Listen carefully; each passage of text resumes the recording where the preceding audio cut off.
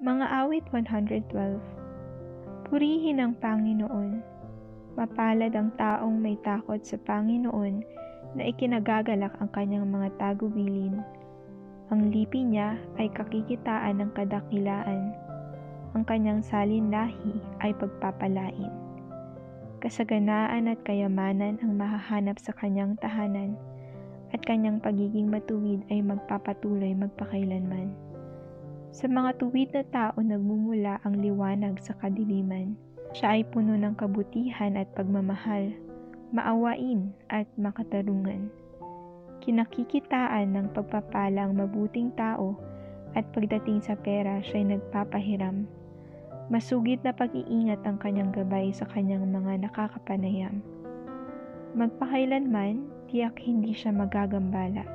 Ang tuwid na mga hinirang mananatili sa walang hanggang pag-alala.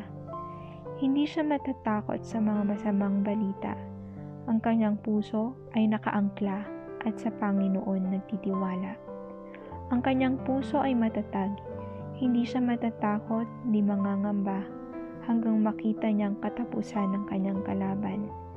Siya'y nagpapasikalat, siya'y nagbibigay sa mga mahihirap. Ang kanyang pagiging tuwid ay magpapatuloy, at kanyang kalakasan ay dadakilain ng may karangalan. Makikita ito ng mga masasamang tao, at sila'y magdadalamhati.